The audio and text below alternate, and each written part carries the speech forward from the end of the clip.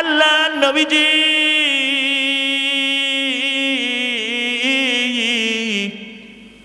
হযরত হানজালার লাশকে তালাশ করার জন্য সাহাবীদেরকে নির্দেশ দিয়ে দিলেন। হানজালার লাশ আর খুঁজে পাওয়া যায় না। এমন সময় আমার নবীজি দেখতে পেলেন হানজালার লাশটা নিয়ে জিবরাইল আগমন করলেন। জিবরাইলকে জিজ্ঞেস করলেন, ভাই জিবরাইল রে, আমার হানজালার লাশটা কোথায় নিয়ে যাওয়া হয়েছিল?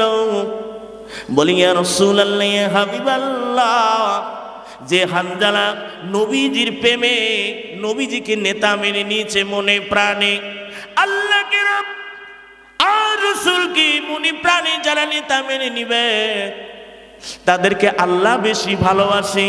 জিহাদের ময়দানে যারা জিহাদ করবে সীসা গলা পাচিরিন না, ইন্নাল্লাহ উহিব্বুল্লাযীনা ইউকাতিলুনা ফী সাবিলিহি সাফফান কাআন্নাহুম বুনিয়ানুম মারসুস। নিশ্চয় আল্লাহ ওদেরকে বেশি ভালোবাসে, ওদেরকে বেশি ভালোবাসে যারা সীসা গলা পাচিরিন না, আল্লাহর রাস্তায় দ্বীন কায়েমের জন্য সংগ্রাম করে, লড়াই করে। ইয়া রাসূলুল্লাহ গো, হানজালার লাশটা জান্নাতের পানি দিয়ে গোসল করানো হয়েছে। আল্লাহ নবী দেখতে পেলেন হযরতে হানজালার লাশটা গোসল করার কারণে তার চুল এবং দাড়ি বেয়ে পানি পরে পরে মাটিগুলি স্পর্শ করতেছে। সুবহানাল্লাহ। এই হানজালার উত্তরসূরি যারা আল্লামা সাঈদীকে হত্যা করার পরে তার চেহারাটা জান্নাতে নূর বের হয়েছিল। লক্ষ লক্ষ বাংলার মুসলমান তার কপালের মধ্যে চুম্বন করেছে একটা নজর। আরে হাজার হাজার আল্লামা সাঈদী বাংলাদেশে জন্মগ্রহণ করে না, দ্বিতীয় সাঈদী কেউ হতে পারে না বাংলার জমিনে। সাঈদী একজনই, দ্বিতীয় সাঈদী যত বক্তাও লাগাও না কেন, সাঈদীর তুমি একটা পশমের যোগ্যও হতে পারো না। আমার ভাইয়েরা, ময়দান হলো এটা। আপনারা মরবেন না? আপনারা মরবেন। মা বোনেরা আছে নাকি? কথা কই না কে? সমস্যা?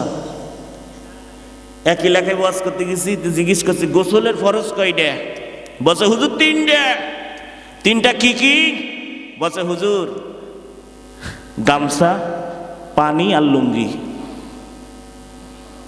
ফাইন কথা কইছে না? গামছা দিয়ে গা মোছে, পানি দিয়ে গা ধয়, আর তারপর গা মোছে লুঙ্গি পরে। তো তিন ফরজ ঠিকই কইছে, ঠিক কিনা? রসুলকে নেতা মানতে হবে, এটা সমস্ত ধর্মের ভিতরে আল্লাহ এইটা বলে দিচ্ছে। অজ্ঞ আনন্দ বিক্ষোভে আশিস স্বয়ং কুসুনা আহম্মদ মোহাম্মদ বৌদ্ধ ভগবান বৌদ্ধং ধর্মং গোস্বামী বৌদ্ধং স্বর্ণং গোস্বামী ওয়াং শান্তি ওয়াং শান্তি। গৌতম বুদ্ধ বলে দিল, এ পৃথিবীর মানুষ, তুমি শুনে নাও কোন ধর্ম মানবে।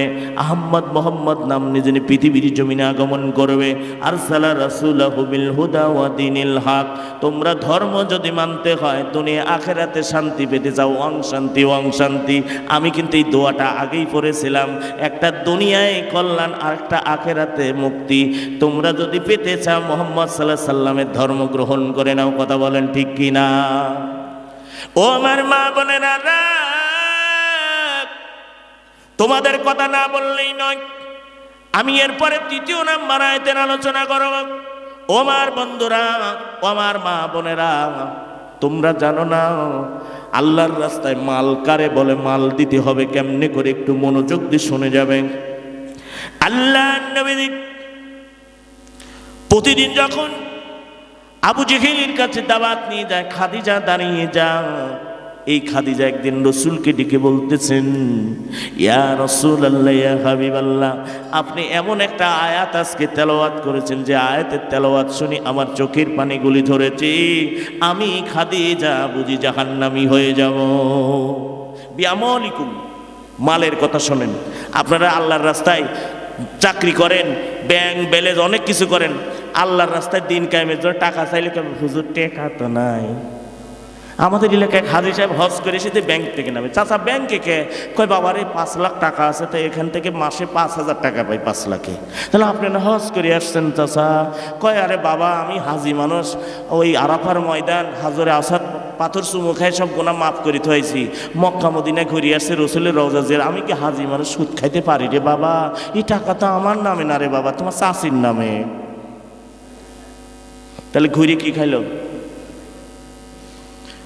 ও আমার বন্ধুরা, ও মা বোনেরা, ভালো করে কান লাগাবে। কোন দুইজন মহিলা দুনিয়ার থেকে জান্নাত থেকে গেছে আমি বলবো। মা ফাতেমাতুজ জোহরা রাদিয়াল্লাহু তাআলা আনহা কেমনে ইন্তিকাল করলো আপনারা বুঝে মরবেন না।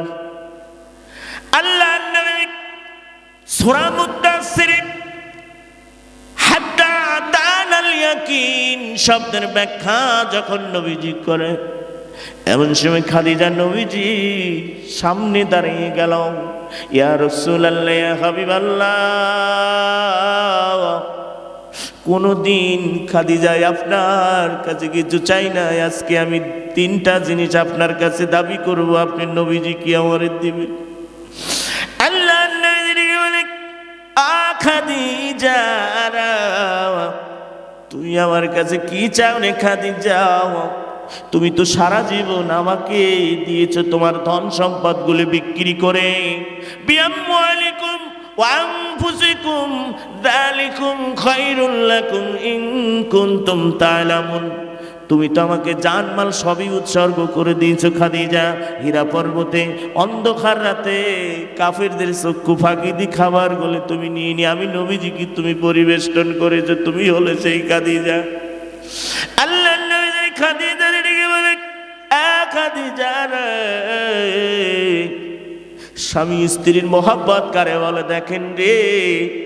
খাদিজা ডেকে বলি, ইয়া রাসূলুল্লাহ, 1 নাম্বার চাওয়া হলো আমি খাদিজা যদি মরে যাই আপনার জামা দিয়ে খাদিজারে কাফন দিতে হবে। ইয়া রাসূলুল্লাহ, ইয়া হাবিবাল্লাহ, 2 নাম্বার প্রশ্ন হলো ওই কবরে যখন খাদিজা আপনি নবীজি যখন রাখতে যাবেন, ওই কবরের ভিতরে আপনি নবীজি আগে শুবেন, কবরটাকে হাত বোলাইয়া দেবেন নবী গো, এরপরে খাদিজারে দাফন করবেন। 3 নাম্বার প্রশ্ন হলো নবীজি একটু মনোযোগ দিয়ে শুনুন না নবী গো। ইয়া রাসূলুল্লাহ,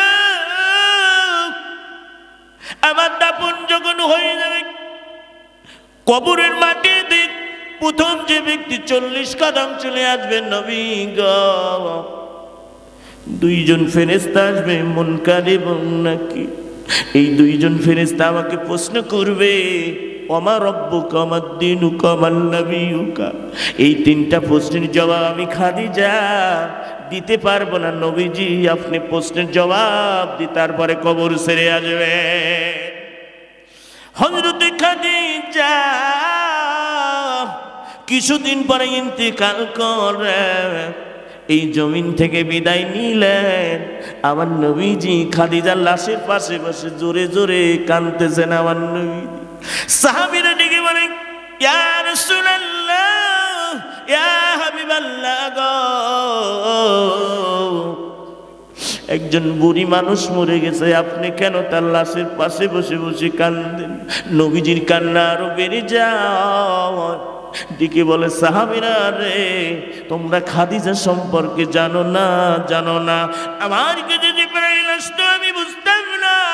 এই খাদিজা আমার সাহস দিত, তার চাচাতো ভাই ওরাকা বিন নাউফলের কাছে নিয়ে যেত, বলতো এটা কোনো ভূত পেত নয়, কোনো মানুষ নাই, এটা আল্লাহর ফেরেশতা জিবরাইল, ওহীর ফেরেশতা আপনার কাছে এসেছিল, আমাকে সাহস দিয়েছিল সম্পদগুলি নিয়ে আমি নবীজির পায়ের তলায় খাদিজা ফেলে দিয়েছিল দিন কায়েমের জন্য। সাহাবীরা বলে, ইয়া রাসূলুল্লাহ, আমরা বুঝতে পারি নাই, জলদি করে যাও আমার খাদিজার দাফনের ব্যবস্থা করো। আল্লাহর নবীজি কথা মতো তার জামা দিয়ে কাফন দিয়ে দেওয়া হলো। এমন সময় নবীজি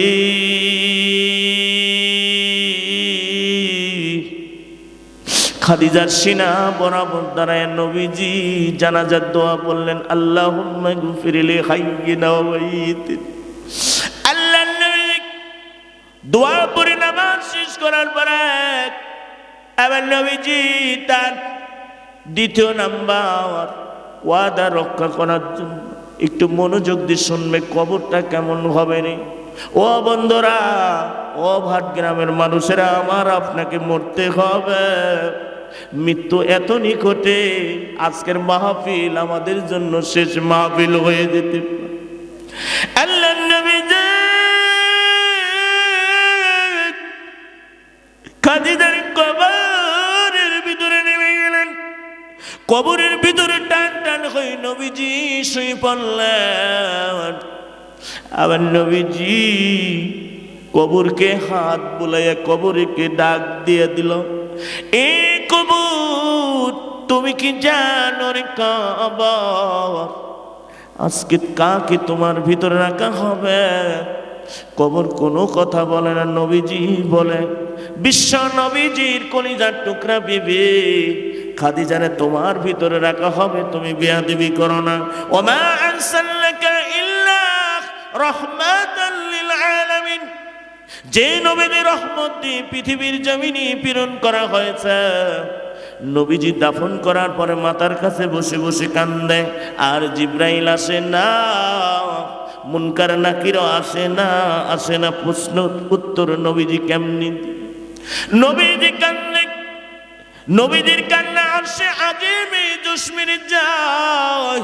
এবার আল্লাহ জিব্রাইলকে ডেকে কয়, ও জিব্রাইল জলদি করে যা,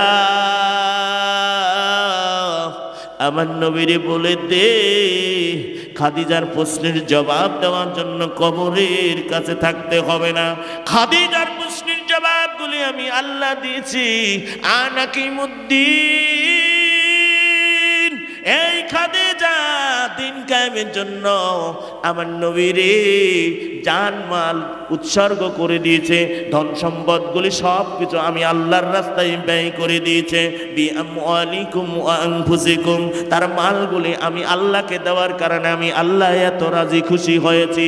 প্রশ্নের জবাব দিতে হবে না।